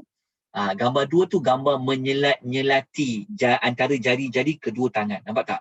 Perhatikan gambar 2. Selup tangan kanan, tangan kiri ni diselup dia. Diselati. Kadang-kadang jarang orang buat. Kadang-kadang sebab apabila air sampai ke tangan tu, dia termasuk jari-jari. Jadi jari dia pasti kenalah. Jari kecil tu kenalah semua dia selat jari dia. Okey, dah faham nombor 1. Tengok macam mana Nabi buat. Macam mana kita tahu? Kan ada riwayat hadis, kita tengok gambar tu, setiap gambar tu ada nota kaki, dah letak dah. Kalau berniat dalam hati, nombor 1 riwayat Bukhari Muslim. Mengucapkan bismillah, hadis riwayat Abu Daud Tirmizi. Kemudian gambar yang perkara ketiga, cuci telapak tangan 3 kali tu, itu ada hadis. Semua tu ada hadis. Kalau ada hadis, maknanya yang Nabi buat lah. Okey, cuba tengok gambar yang berikutnya, perkara kedua. Tengok perkara kedua. Macam mana lengkapnya wuduk Nabi SAW. Walaupun dia tak wajib ya, yang perkara 2 ni dia tak wajib pun. Dia tak wajib buat. Tapi ambillah faedah. Buatlah macam Nabi. Perkara kedua, Nabi dia akan buat apa? Dia akan berkumur-kumur. Cuba tengok gambar nombor 3. Kita tengok gambar nombor 3. Yang, tengok ya, tangan kanan nampak ya? Tangan kanan nampak ya? Yang dia gambar nombor 3 tu, tangan kanan, dia masukkan air. Ke dalam mulut, dia berkumur-kumur. Lepas tu dia terus istinsyak. Dia terus masuk ke hidung. Dia menghirup air ke dalam hidung, masuk hidung dengan telapak tangan kanan. Lalu tengok gambar nombor 4. Gambar nombor 4, dia istinsar, dia keluarkan air dekat hidung tu dengan tangan kiri. Tuan-tuan ingat ya. Tangan kanan ambil air wuduk masuk ke dalam mulut terus sekali dengan air dalam hidung. Dia bukan pisah-pisahkan. Sebenarnya kalau ikut wuduk Nabi, dia tak pisah-pisahkan. Dia bukan ambil air sekali masuk dalam mulut, ambil air kedua masuk hidung. Tak. Nabi sekalikan sebenarnya. Ambil air wuduk, terus sekali dalam hidung, tapi tangan kanan. Lepas tu tangan kiri buat apa? Keluarkan. Hidung tu kita sedut sikit. Hidung sedut sampai berlengas sikit hidung tu, lepas tu kita keluarkan dengan tangan kiri. Buat kali kedua. Dengan tangan kanan masuk air ke dalam mulut sampai ke hidung. Sedut hidung tu, air tadi keluarkan tangan kiri. Buat sebanyak 3 kali. Hadis riwayat Nasa'i dan Al-Bukhari dan Muslim. Okey, nampak ya? Okey, sebab tu dalam dekat catatan tu ada. Tengok gambar nombor 3, ambil tangan kanan, masukkan air ke dalam mulut, terus ke hidung. Gambar nombor 4, tangan kiri, keluarkan air di hidung. Tapi di hidung tu kena hirup lah. Bukan hirup. Macam sedut sikit dalam hidung supaya berlengas hidung tu. Okey, itu tengok Nabi buat. Nombor 3, ni yang wajib. Yang 3 ni yang wajib lah. Okay, tapi kalau kita nak dapat macam sunnah ikut Nabi sempurna, ikut macam Nabi. Membasuh muka sebanyak 3 kali. Cuba tengok gambar nombor 5. Sudut pandang gambar nombor 5. Dikatakan muka tu apa? Batasan muka adalah dari telinga ke satu telinga. Nampak tak gambar nombor 5? Telinga. Okey. Dari batasan tempat tumbuhnya rambut di atas kening atau dahi ke dagu. Nampaklah gambar muka kan? Pastikan. Ni pun kadang-kadang punya nak cepat, kadang-kadang tak kena semua. Ni dekat muka lah gambar nombor 5 dengan gambar nombor 6. Nampak ya? Saya tak perlu terangkan dengan panjang lebar. Hadis riwayat Bukhari Muslim ni. Ni yang sempurna. Ni Allah nak tu. Dalam surah Al-Ma'idah tu. Dalam surah Al-Ma'idah tu, Allah kata faghsilu wujuhakum. Okey, selesai. Tengok gambar nombor 4. Gambar nombor 4 ni wajib juga sebab dia basuh tangan kan. Cuba tengok gambar nombor bukan gambar nombor 4. Perkara keempat, gambar nombor 7. Nampak gambar nombor 7? Membasuh tangan kanan sebanyak 3 kali, kemudian ke tangan kiri. Hadis riwayat Al-Bukhari. Macam mana nak buat? Kalau kita ikut betul-betul macam Nabi buat tu, tengok. Cuba tengok gambar anak panah warna merah, gambar nombor 7 tu adalah dia mulai dengan hujung jari tangan sampailah ke siku. Dari atas sampai ke bawah lah. Dari siku sampai ke hujung-hujung jari. Ataupun, kita tengok. Dia tulis tu, atau membasuh dari siku sampai, boleh. Dia atas bawah boleh. Cuba kita tengok. Gambar nombor 7. Cuba tengok. Gambar nombor 7 daripada jari sampai ke hujung siku. Gambar nombor 8 daripada atas ke bawah. Boleh juga. Sebenarnya. Nampak? Nampak tak? Gambar nombor 7, anak panah tu kan. Daripada jari tangan sampai ke siku. Nombor 8, daripada siku sampai ke ujung-ujung jari di bawah. Boleh. Semua ada hadis ni. Semua ada hadis. Kita tengok ya. Semua itu hadis Nabi SAW. Selesai ya. Okey. Ni yang wajib. Yang sampai ke siku ni wajib. Tapi jadi kita belajar wuduk apa? Kalau kita boleh lebihkan lagi sampai ke lengan, lagi bagus cahaya dia. Okey? Tapi ni yang wajib. Kita ambil yang sempurna. Okey, nombor 5. Tengok mengusap kepala. Mengusap kepala, Tuhan Allah kata apa? Wamsahu biru'usikum. Sapulah kepala. Perkara kelima ni wajib. Cuba tengok gambar nombor 9, gambar nombor 10 dan gambar nombor 11. Cuba tengok anak panah warna merah.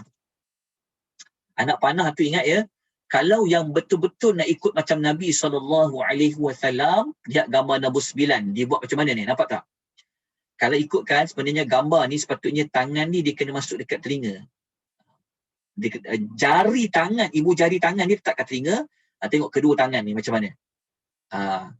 Maksud dia, jari pada depan, daripada umbun kepala tu, daripada depan kepala, dia kena tarik sampai ke belakang. Lepas tu tengok gambar nombor 10. Nampak gambar 10 tak? Dia pusing sampai ke belakang. Sampai ke tengkuk tu. Lepas tu gambar nombor 11 tu, pusing balik. Tangan tu jangan diangkat lah. Kalau ikut sunnah Nabi macam tu. Dia letak sampai ke tekuk, dia patah balik. Patah balik ke depan. Nampak tak gambar nombor 11? Nampak tak gambar nombor 11 tu? Dia patah balik. Okey. Selesai ya? Dapat faham ya? Itu cara Nabi SAW Nabi lakukan. Bagi yang mampu buat lah. Tapi kadang-kadang kita kan ambil mazhab Syafi'i kan macam sikit-sikit je kan. Sikit-sikit je. Kalau boleh sempurnakanlah. Sebab nanti bercahaya dekat kepala tu. Bercahaya dekat depan. Rugi kalau kita tak buat macam ni. Okey. Lepas tu nombor 6. Nombor 6 ni dia tak wajib ya. Nombor 6 dia tak termasuk yang wajib pandak gotu wuduk. Tapi kalau siapa nak ikut macam Nabi SAW, dia akan jumpa. Tengok gambar nombor 12. Dan tengok gambar nombor 13. Tengok tak gambar nombor 12? Cuba tengok ibu jari tangan. Ni penting. Ni kalau kita ada wuduk Nabi, macam ni Nabi buat. Nampak ya? Dia sebenarnya ibu jari ni yang gosok dekat luar telinga.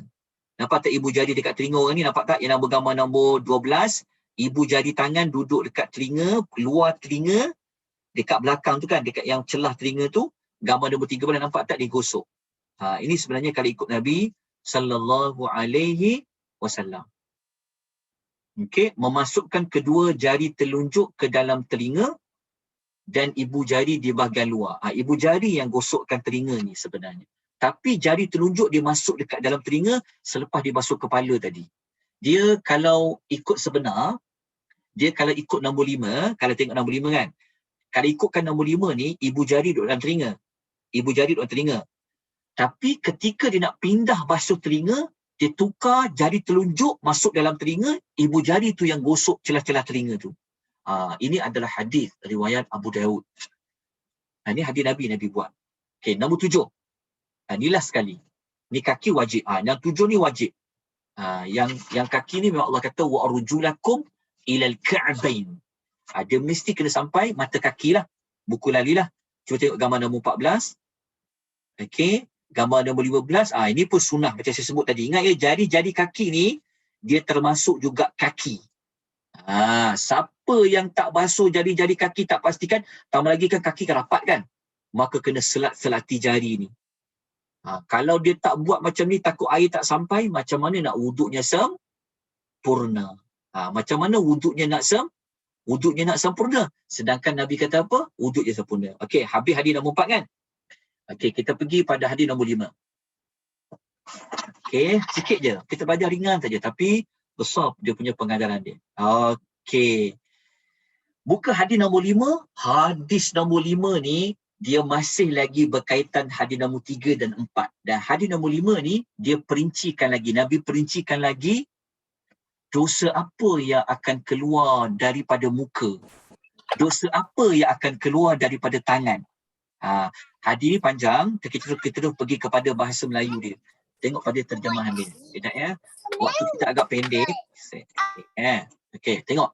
Nabi kata apa? Saya terus baca terjemahan ni ya, sebab waktu kita agak pendek. Okey, kata Nabi SAW dalam sabda dia, apabila seorang Muslim atau beriman itu berwuduk, ingat wuduk macam mana sempurna ya, maka ketika dia basuh muka dia, maka hilanglah semua dosa kedua matanya. Sebab mata kan guna memandang kan, macam-macam kita tengok. So mata tu dah berdosa, ada tanda dosa kat mata. Maka ketika dia berwuduk, dia basuh muka dia, dosa mata dia akan turun, hilang bersama dengan air yang keluar pada anggota wuduk mata tadi. Apabila dia basuh kedua tangan dia, hilang semua dosa yang dilakukan oleh kedua tangan dia bersama air ataupun titisan air wuduk dia yang terakhir tadi. Kan? Air. Lepas tu kalau dia basuh kaki, hilanglah semua dosa yang dibuat oleh kedua kaki dia bersama air wuduk atau bersama titisan air wuduk dia. Maka kata Nabi, selepas dia selesai berwuduk, kata Nabi kata sampailah semua dosa-dosa dia bersih yang ada pada tubuh badan dia. Hadis riwayat Muslim. Maknanya hadis nombor 3, hadis nombor 4 dengan hadis nombor 5, kelebihan berwuduk yang kedua menghapuskan dosa-dosa kecil. Okey, kita pergi kepada hadis yang berikutnya. Okey, kalau kita tengok pengajaran hadis dia, setiap anggota tubuh manusia itu berdosa. Oleh itu setiap orang hendaklah dia jaga anggota tubuh dia daripada melakukan dosa. Kita tak nampak dosa itu ada dekat anggota tubuh, tapi Allah Maha mengetahui. Tapi nak hapuskan dengan air wuduk seperti mana yang kita sebut tadilah. Okey, kita pergi kepada hadis yang ke-6 daripada ke-9. Sekejap. Okey, kita pergi hadis yang ke-6. Hadis ke-6 ni dia kelebihan nombor 3. Kita lihat, ini kelebihan nombor 3 ya. Ini kelebihan berwuduk nombor 3. Apa kelebihan berwuduk nombor 3? Kelebihan berwuduk nombor 3. Sekejap.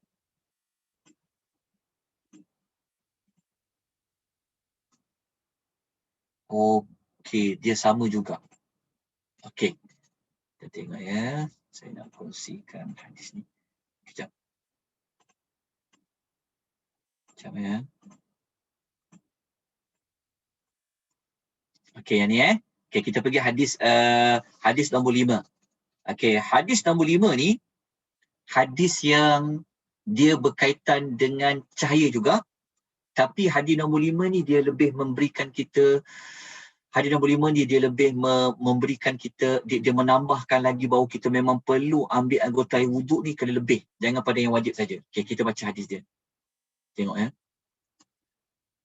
Hadis ni daripada Abu Hurairah radhiyallahu anhu, yang mana satu hari ya, Nabi SAW dia pergi kat tanah kubur. Nabi pergi ziarah orang-orang dekat kubur dan bagi salam lah. Ni sunnah Nabi. Kalau pergi kat tanah kubur, bagi salam. Nabi bagi salam.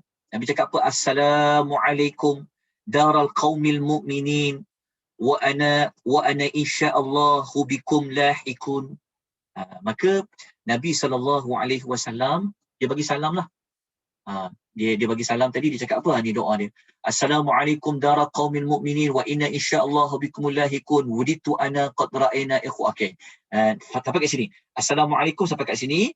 Lepas tu Nabi kata, Nabi bagi salam lah. Lepas bagi Nabi salam kan, Nabi cakap macam ni dekat sahabat.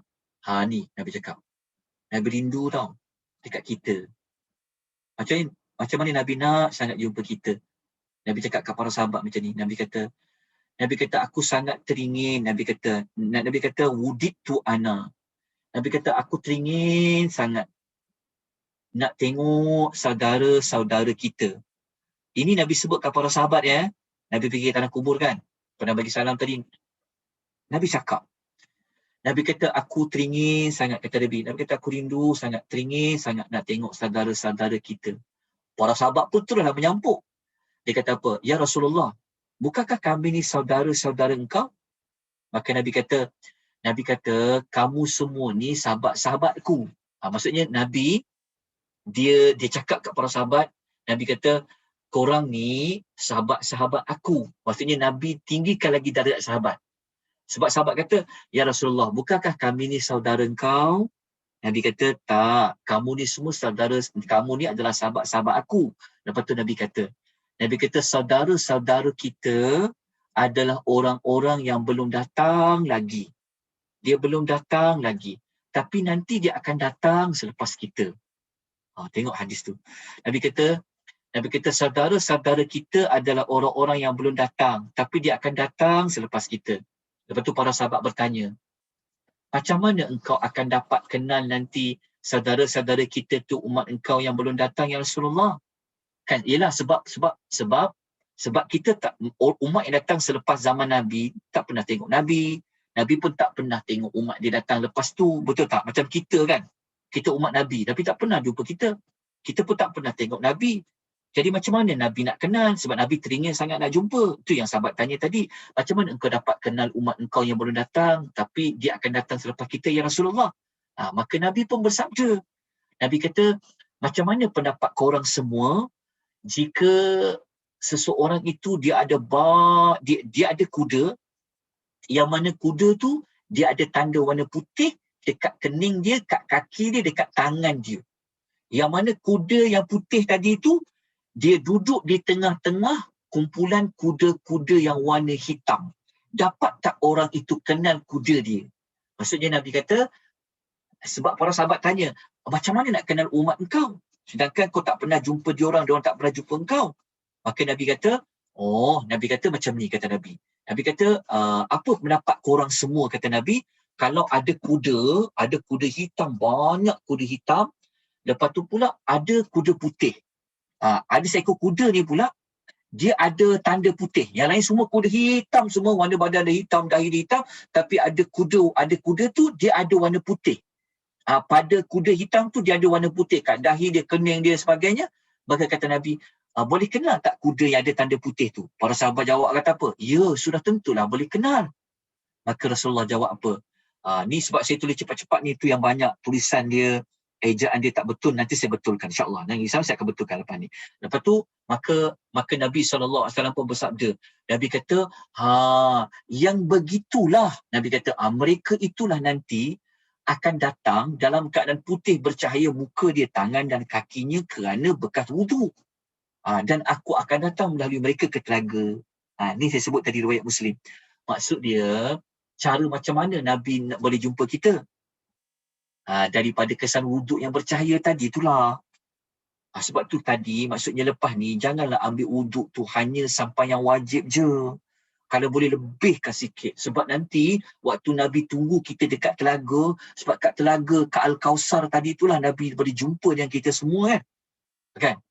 Maka kita ambillah kesempatan daripada anggota wuduk tadi. Sesah di riwayat Muslim. So pengajaran hadis dia apa? Kita dapat belajar dekat sini pengajaran hadis. Pertama, dia tentang pasal kubur. Boleh kalau kita nak ziarah kubur. Seorang pun boleh, secara berjamaah pun boleh. Dekat sini kita dapat belajar apa? Kalau kita pergi tanah kubur, bagilah salam dekat orang-orang yang meninggal tu. Dekat orang-orang yang dekat kubur tu, kita bagi dia salam. Tapi kalau dia jawab tu, jangan lagi pula. Tak ada. Dia jawab tapi kita tak dengar lah. Okey. Kemudian, pengajaran ketiga kita dapat belajar apa? Rupa-rupanya, kita boleh ada cita-cita untuk kita bertemu dengan orang yang soleh, kita nak jumpa dengan para ulama, kita nak jumpa dengan orang-orang lain, dan kita cuba untuk memperolehi, maksudnya kita boleh bercita-cita untuk teringin nak jumpa orang-orang yang soleh ni. Boleh. Kita boleh ada keinginan macam tu. Tapi kita kena cari jalan lah.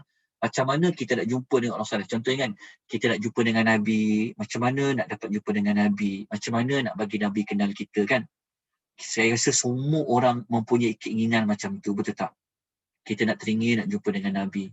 Kan selalu nak belajar hadis Nabi. Jadi caranya macam mana? Kita kena cari jalan nak jumpa Nabi tu. Antaranya apa? Antaranya buatlah tanda yang Nabi boleh kenal kita. Kita boleh kenal Rasulullah sallallahu alaihi wasallam. Okey. Nombor 4, dekat sini kita belajar rupa-rupanya sahabat Nabi ni, sahabat Nabi sallallahu alaihi wasallam, sahabat Nabi sallallahu alaihi wasallam ni, ya, dia lebih tinggi darjatnya daripada saudara daripada kita semua. Sebab apa tuan-tuan kita tahu sahabat Nabi ni lebih mulia daripada kita? Sebab tadi kan waktu Nabi kata aku teringin nak jumpa dengan saudara-saudara kita kan. Para sahabat mengaku, kami kan saudara engkau ya Rasulullah. Nabi cakap apa? Nabi SAW kata, tak, korang semua sahabat-sahabat aku. Bermakna dekat situ menunjukkan bahawa darjat para sahabat ini lebih tinggi daripada kita semua. Lepas tu kita juga dapat belajar bahawa Allah Ta'ala bagi keistimewaan kepada umat Nabi Muhammad sallallahu alaihi wasallam dengan tanda yang khusus. Tanda yang khusus tu tanda apa? Kita Nabi dapat bezakan. Umat Muhammad ni dia beza sangat dengan umat-umat yang lain dengan tanda apa? Dengan tanda yang bercahaya di muka, yang bercahaya di tangan dan sebagainya. Jadi itulah yang dapat kita ambil pengajaran dia. Dalam masa yang sama, daripada hadis tadi, kita dapat belajar apa? Kita dapat belajar tentang wujudnya telaga Rasulullah sallallahu alaihi wasallam di mana? Di hari akhirat. Kemudian kita baca lagi hadis. Hadis tak habis lagi. Hadis ni hadis nombor 7. Hadis nombor 7. Kejap. Hadis ni adalah hadis nombor hadis nombor 7 dalam buku. Okey, kalau kita tengok hadis ni kita baca terjemahan dia. Terjemahan dia macam ni. Okey. Hadis ni tuan-tuan dan perempuan ya. Hadis ni dia cerita tentang menghapus dosa juga. Okey, Nabi kata apa? Nabi kata, maukah kamu semua aku tunjukkan kamu sesuatu yang dapat menghapuskan dosa-dosa kamu dan angkat kamu beberapa darjat. Bukan dosa dihapuskan saja, tapi dia angkat dia punya beberapa darjat. Sahabat menjawab, minta maaf tuan-tuan, banyak sangat teknikal kesalahan ejaan sebab nak buat cepat-cepat kan, nak bersediakan maklumat ni. Maka para sahabat dia menjawab, dia kata apa? Ya Rasulullah. Tentulah ya Rasulullah kami nak. Maka Nabi jawab apa? Nabi kata, hendaklah dia menyempurnakan wuduknya di saat-saat yang di saat-saat apa dalam dia? Sekejap ya, saya tak nampak ni. Okey, menyempurnakan wuduknya di saat-saat yang tidak disukai. Maksud dia, kalau kita nak dapat pahala lagi banyak daripada wuduk tadi, bukan sekadar hapus dosa, tapi Allah Ta'ala angkat darjat kita. Caranya kalau macam kita dalam keadaan susah sangat nak ambil wuduk ni. Susah ni macam sejuknya, ya Allah, nak ambil wuduk ni. Kan, kalau boleh kita nak basuh, kalau boleh kita nak cepat-cepat je kan, nak ambil wuduk sebab sejuknya air kan. Tapi dalam keadaan sulit tu, tapi kita tetap juga basuh air jari-jari tangan, bagi sempurna kan, celak-celak jari tadi, basuh sampai ke siku. Maka kata Nabi, ketika kamu menyempurnakan mengambil wuduk di saat-saat kamu kesulitan, Allah akan menghapuskan dosa kamu, Allah Ta'ala angkat kamu beberapa darjat. Okey, habis hadis nombor 7. Kita pergi kepada hadis nombor 8. Okey, kita tengok hadis nombor 8. Okey, hadis nombor 8 tuan-tuan, hadis nombor 8 ni pendek je. Tapi hadis nombor 8 ni catat. Hadis nombor 8 ni adalah kelebihan berwuduk yang ketiga. Kelebihan berwuduk yang ketiga, hadis nombor 8 ni adalah hadis ini dia ada kaitan dengan iman.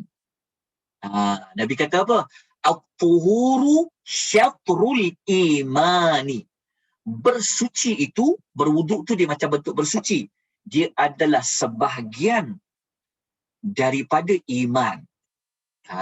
Maknanya, orang yang berwuduk, itulah di antara tanda dia beriman. Maknanya kelebihan berwuduk tu yang ketiga, hadis ke-8 ni, Siapa yang berwuduk dengan sempurna, menandakan dia ini mempunyai iman. Sebab berwuduk itu, dia bentuk menyucikan diri daripada hadas kecil, kan? Dan sebagainya, maka itulah tanda dia beriman. Sebab orang beriman ni memang dituntut untuk membersihkan diri. Jadi apabila dia berwuduk, dia bersuci, itu tanda dia sebahagian daripada iman. Ni kelebihan nombor 3. Tetap kelebihan nombor 3, kelebihan berwuduk, tanda beriman. Dan apa kelebihan nombor 4? Hadis terakhir sekali, tapi kita tengok pengajaran dulu. Pengajaran dia, kita dapat belajar dekat sini, hadis nombor 8 ni, keutamaan berwuduk dalam Islam. Wuduk merupakan syarat sah solat yang kita sedia maklum.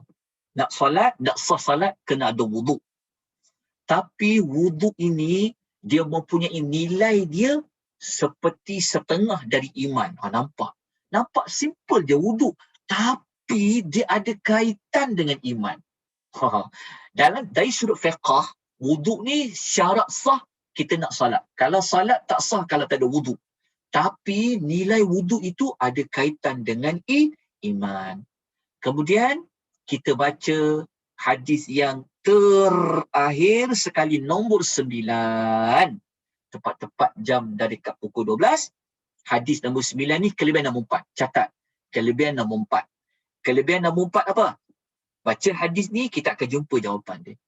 Hadis ni, Nabi sallallahu alaihi wasallam bersabda dalam hadis riwayat Muslim dan juga hadis riwayat Tirmizi. Nabi kata macam ni. Kejap mana doa dia? Ni. Dia punya hadis dia ni. Kejap mana hadis dia ni? Terjemahan dia. Saya tinggal. Okey, tak apa. Hadis ni, tuan-tuan ya, hadis ni. Hadis ni doa ni. Ni. Ni doa lepas ambil wuduk. Ni. Bukan. Maafkan saya tuan-tuan. Saya tersilap juga. Ni. Hadis ni, tuan-tuan ya, hadis nombor 9 lah sekali ya. Mohon maaf ya. Hadis nombor 9 ni, saya tengok terjemahan dia sekejap. Saya tertukar nota ni. Saya banyak sangat nota. Sekejap. Saya tunjukkan nota pada tuan-puan. Sekejap Sekejap.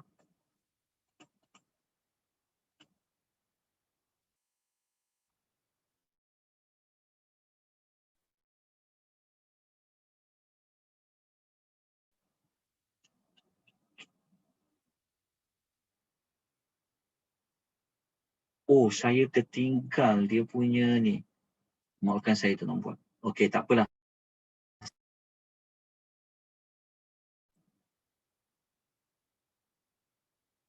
Minta maaf tuan-puan ya atas kekurangan kelemahan ni.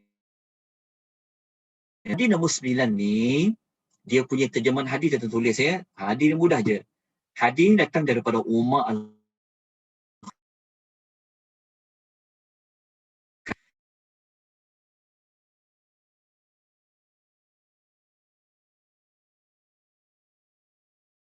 tuan-puan ya, terputus sekejap ya. Nak putus dah. Pasal saya memang buat 2 jam je dekat Zoom tu. Kejap Okey, kita nampak nota ni? Okey. Maksudnya macam ni. Hadis nombor 9 ni adalah hadis yang Nabi suruh dia berdoa selepas mengambil wuduk. Maksud dia, kelebihan berwuduk ni, kelebihan nombor 4, syarat dia, dia mesti wuduk dengan sempurna dan dia mesti membaca doa syahadah lepas ambil wuduk. Siapa yang belajar 62 amalan masuk pintu syurga, besok ikut ya, besok kita ada kelas. Kita pernah sebut sebelum ni, siapa yang berwuduk dengan sempurna, lepas tu dia baca doa asyhadu an la ilaha illallah wahdahu la syarikalah wa asyhadu anna Muhammadan abduhu wa rasuluh, dia boleh masuk syurga mengikut mana-mana pintu syurga yang dia nak masuk. Tu maksud dia. Maksudnya kelebihan pada hadis nombor 9 ni, dia kelebihan nombor 4. Kelebihan nombor 4 ni apa? Yang ni. Kita tengok pada gambar ni. Sekejap Ini gambar dia. Sekejap sebentar maaf tuan-puan ya. Sekejap. Saya tunjukkan tuan-tuan sikit maklumat dia. Sekejap Okay, kejap. Minta maaf tuan-puan ya. Sekejap ya. Saya tunjukkan. Saya tunjuk satu lagi nota saya. Ni. Ni kesimpulan dia. Tuan nampak tak? Nampak tak? Ni. Hadis nombor 9 yang kita baca tadi tu, yang kelebihan nombor 4 tu. Nampak tak? Memasuki 8 pintu syurga. Sebab, tapi dengan syarat ingat, berwuduk dengan sempurna. Lepas tu, nak masuk, siapa yang nak masuk syurga dengan daripada berwuduk sempurna, tapi dengan syarat dia mesti baca kalimah syahadah selepas dia ambil wuduk tadi. Itulah hadis nombor 9 tadi. Jadi kesimpulan kita, pelajaran kita pada bab 185 pada pagi ni, kelebihan berwuduk yang ada 9 hadis tadi kan? Yang daripada 9 hadis tadi, sebenarnya kita dapat belajar 4 kelebihan. Kelebihan yang 4 tadi tu, yang ni telah diatur semula dia punya tajuk tadi tu, kita dapat belajar apa? Kita dapat belajar kalau kita berwuduk, yang mula-mula tadi tahu apa? Mengeluarkan cahaya. Sebab nota ni saya susun semula, maka 4 kelebihan itulah kita dapat. Pertama apa? Siapa berwuduk, itu tanda dia beriman. Lepas tu pula, siapa berwuduk dengan sempurna, nanti akan keluarkan cahaya daripada anggota wuduk dia, sampaikan Nabi boleh kenal itu umat dia nanti di hari akhirat, khususnya ketika mana Nabi sedang menunggu umatnya untuk untuk meminum air telaga Al-Kautsar. Kemudian kita dapat belajar apa? Kalau kita berwuduk dengan sempurna, dosa-dosa mata, dosa-dosa tangan, dosa-dosa kaki ini akan digugurkan oleh Allah melalui air wuduk tersebut. Dan yang keempat, dapat masuk pintu syurga mengikut pintu mana-mana yang dia kehendaki. Nak masuk pintu yang pertama boleh, pintu kedua boleh, pintu ke-8 pun boleh, dengan syarat wuduk sempurna, lepas tu membaca doa selepas mengambil wuduk yang kalimah syahadah tadi tu. Baca doa ni lah. Asyhadu an la ilaha illallah wahdahu la syarikalah wa asyhadu anna Muhammadan abduhu wa rasuluh. 4 kelebihan berwuduk. Okey, sampaikan. Nanti saya bagi nota ni. Saya nak bagi sikit ejaan-ejaan tadi, insya-Allah saya beri pada tuan-tuan. Baik, ada sebarang persoalan, pertanyaan?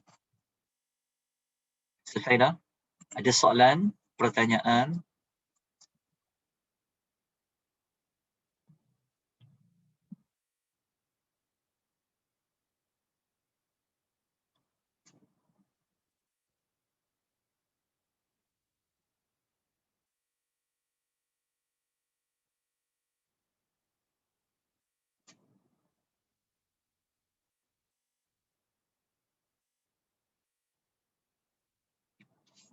Saya ada soalan tanya tentang kalau nak, tuan-tuan dengar tak suara saya? Dengar kan? Dengar Ustaz. Okey, ada yang tanya. Dengar. Puan Joanna tanya, salam Ustaz, Waalaikumsalam warahmatullahi wabarakatuh. Ada mazhab yang tidak perlu berwuduk dulu ke sebelum solat? Kalau pergi umrah, ada bangsa yang tidak berwuduk, apakah hukumnya Ustaz? Allahu ta'ala alam. Tapi kita belajar memang syarat sah untuk kita salat kena ada wuduk. Sebab memang ada hadis Nabi pun, la salata liman la wuduk. Tidak sah salat kalau tidak berwuduk. Dan tidak sah wuduk kalau tidak membaca bismillah, tidak menyebut nama Allah Subhanahu wa taala. Mazhab lain tu saya wallahu taala alam. Yang tu saya tak tahu. Salam Ustaz, Waalaikumsalam warahmatullahi wabarakatuh. Niat untuk berwuduk ketika air sampai ke muka atau ketika berkumur, niat berwuduk je. Niat untuk berwuduk ketika air sampai ke muka ke atau ketika berkumur. Niat berwuduk ni tidaklah niat berwuduk ni sebaik-baiknya ketika permulaan lah. Ketika berkumur pun boleh. Ketika air sampai ke muka pun boleh. Tapi niat untuk berwuduk lah. Tapi sebaiknya sebelum. Kita niat lah. Macam on the way tu kita nak wuduk tu kita niat. Niat di hati lah. Nak mengambil wuduk kerana Allah Subhanahu wa ta'ala. Cukup dekat situ. Boleh. Okay. Assalamualaikum Ustaz. Untuk wanita pun basuh kepala sampai ke belakang juga. Iyalah. Cuma tengok kepada kemampuan lah. Kadang-kadang rambut jenis rambut tebal, panjang tu kan. Ikut kemampuan. Kalau ikut Nabi memang macam tu. Nabi letakkan, sekejap ya, kalau saya boleh tunjuk. Sekejap saya tutup ni sekejap. Okey, maksud dia, kalau lelaki, kita letak tangan kan, kita kena buat depan belakang. Ya, perempuan pun macam tu juga, sama juga. Sebab Nabi tidak membezakan antara lelaki dan perempuan. Dia buat sama juga, mengikut kemampuan. Alright. Okey, kalau tak ada soalan, kita jumpa, saya baiki sekejap nota ni, dia punya ni, saya bagi 2 nota. Saya akan bagi 2 nota. Satu nota yang kuliah pagi tadi, cerita tentang kisah Nabi Allah Hud alaihi salam. Saya bagi nota kedua tentang kelebihan berwuduk ni. Jadi kalau tuan-tuan terlepas nota tak ada dekat WhatsApp, tuan-tuan kena rujuk Telegram. Sebab kadang-kadang saya mungkin terlepas pandang, nota tak hantar dekat WhatsApp group, tapi saya hantar dekat Telegram. Nanti tuan-tuan tengok nota kat sana ya, 2 nota. Satu kisah Nabi Allah Hud yang saya sampaikan pagi tadi pukul 9, baru siri pertama, nanti nak sambung balik pada bulan depan, siri kedua nanti rujuk nota tersebut, dan juga nota kelebihan berwuduk. Saya baiki sekejap maklumat ni, dan selewat-lewatnya sebelum asar ni dah ada nota tu. Ya, mohon maaf kerana tak dapat memberi nota terlebih awal, mohon maaf ya atas segala kekurangan, kelemahan penyampaian, talian saya ke dan sebagainya, saya mohon ampun dan maaf banyak-banyak. Semoga kita dapat menyampaikan ilmu ni kepada orang lain. Semoga kita dapat manfaatkan syariat adanya wuduk ni kepada kita. Terima kasih kepada Datuk Nurul, sekeluarga, juga kepada rakan-rakan yang lain. Aku qouli hadza wa astaghfirullahalazim wa billahi taufiq hidayah. Wassalamualaikum warahmatullahi wabarakatuh. Waalaikumsalam warahmatullahi wabarakatuh, Ustaz. Terima kasih. Terima kasih semua ya. Okey, saya terus.